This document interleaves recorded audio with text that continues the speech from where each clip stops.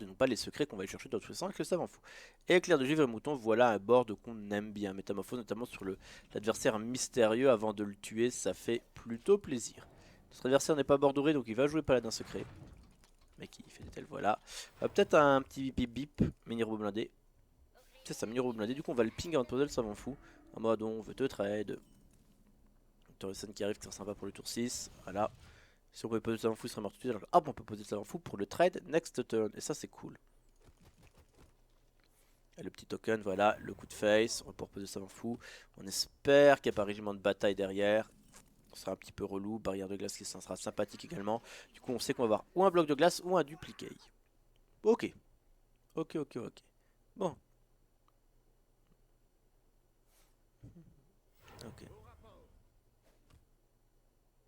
Boum. Boum. Petit départ middle du joueur en face. Tant mieux pour nous. Tant pis pour lui. On va commencer par draw. Ok, on récupère Isera. On peut se permettre 2 drones en début de game, ça peut permettre de faire un très bon Drake de crépuscule. On va poster ça là, on récupère un dupliqué. Intéressant, notamment sur le Draco, même sur Torisan, ou sur tout ce genre de cartes. Allons, on prend le point dégâts et on reprend un point. On va voir ce qu'on prend cette fois-ci. Il voulait voir le secret, il voulait tester le secret. Et non, ce n'est pas une entité mirror, malheureusement pour lui. Ou heureusement, peut-être qu'il voulait que je copie ça. Allez, on est parti, l'ami Drake du crépuscule. Voilà, les 4-8, prochain tour on pourra faire métamorphose ping en fonction du monstre qu'il nous met, notamment sur un Krashva, ce serait pas dégueulasse. Un Oreb. D'accord. Un petit peu chiant ce Oreb, parce qu'on va pas pouvoir jouer beaucoup de sorts, du coup on va être obligé d'illuminatrice. J'imagine taper sur la 4-3. Alexstrasza, ça sera bien également pour faire. Bah non, on est bête, je suis bête, c'est le tour de Toto. On veut pas qu'il coûte un de plus. On veut forcer le trade au prochain tour, vu qu'en plus on a dupliqué. On va taper là-dessus.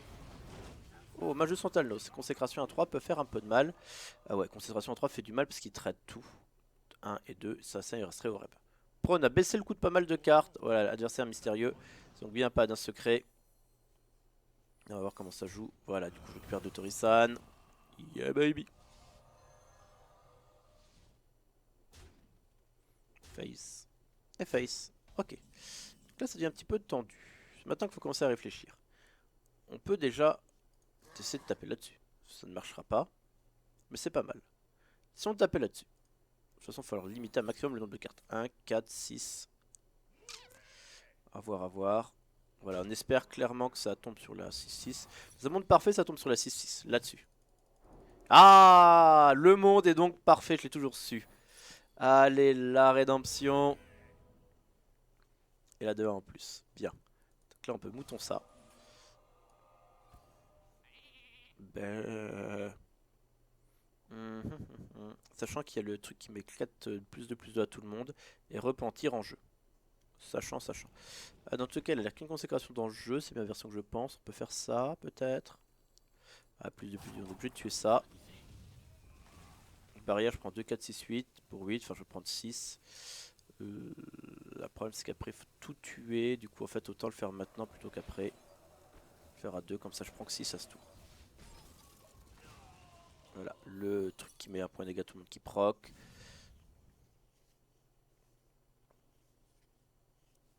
En tout cas c'est clairement pas le meilleur match-up, c'est paladin, il faut un choc de flamme en fait. C'est pas que le match-up est mauvais, c'est que bon, il a beaucoup de cartes en main déjà, et surtout qu'on n'a pas de choc de flamme pour l'instant. J'espère qu'il n'y a pas Dr Boom en plus dans le follow-up. Éjecteur numéro 2. Token, et un secret encore.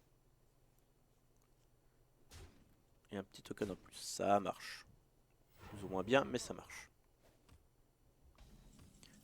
Bon, ok, toujours pas. On va donc poser Torisan. On va, voilà, le repentir qui proc. Et la barrière de glace. Du coup, il baisse le coût de tout le monde, mais heureusement, Torisan va se faire trade. On va prendre du temps à gagner 8, on va rester à 10. L'intérêt de tout ça, c'est bien entendu qu'on baisse le coût de toutes les cartes de nos mains, notamment pour Alexstrasza à 7. Et les Frostbolt à 0 et le Métamorphose à 2. Vous pouvez poser Tyrion, ça m'arrangerait en fait. Voilà, du coup, hop, il voulait voir ce level létal. La réponse c'est tu n'auras pas le létal, espèce de Margoula. Voilà, tout est dit. Tu es un Margoula, tu n'auras pas le létal. Tu peux pas me mettre 14 avec 3 créatures. Voilà, tac. Tac. Le trade, bien sûr. Tyrion, s'il te plaît. Merci. Ouh, merci. Merci pour Tyrion. Donc, il me reste 7 mana derrière.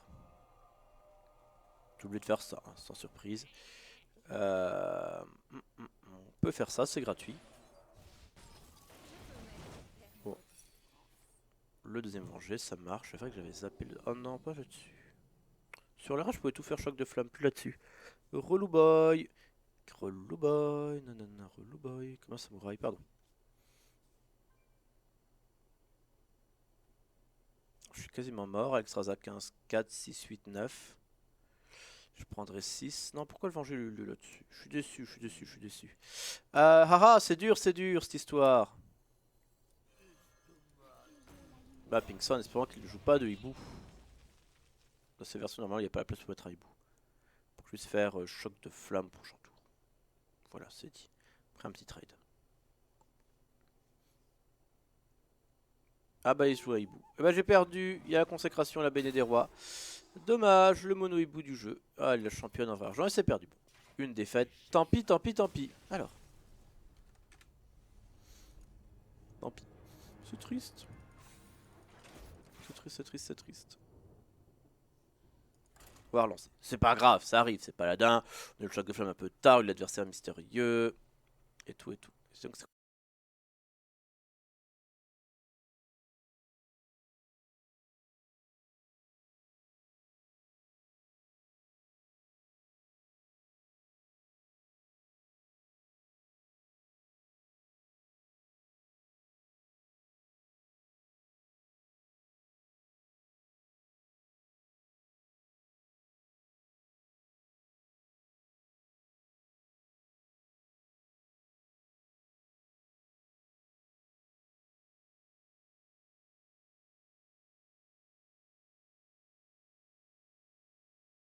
rien à voir quoi, mais le mec entre 4 et 500. C'est pour ça que tu peux au poker. J'allais dire j'ai bientôt le chaman de rub en fait. Alors, qu'est-ce que je disais? Alors le but de jeu c'est d'utiliser des râles d'agonie, de les dédoubler avec le baron Rivendar, le baron Vaifant, Rivendar. Rivendar ou Rivendar. Et du coup de faire des trucs drôles, au lieu de faire Leroy, tu le réincarnes, tu attaques, voilà, etc. Parce que oui, ça marche, réincarner marche avec Leroy, c'est-à-dire que tu peux mettre 18 Exactement. points de dégâts un tour en tour 10. Ça n'arrive jamais. Un petit peu plus avec les flammes tongs. Non, parce que voilà, on préfère jouer nous évidemment autour des râles d'agonie comme Sylvanas, c'est très fort. On a d'ailleurs l'esprit ancestral qui est formidable aussi. Oui. Confère un serviteur de râle d'agonie, on réinvoque ce serviteur quand il meurt. Je pense qu'on peut griller que le baron Vaifandre ici. T'es sûr qu'on le garde? Moi je me gagne tout pour avoir des tours 2. Pour avoir des petits trucs à deux. Ouais, d'accord. Là il faut qu'on récupère les œufs, les amasseurs. On a un bon match-up contre chasseur. Non, je pense pas. Je pense qu'il est trop agressif moi. Notre jeu à nous, le chasseur trop agressif? Ouais. Bah si t'as la sortie tour 2 curvé, tu le défonces. Pas trop... Parce que on a du heal dans le deck aussi. On a du heal. On a une vague de soie.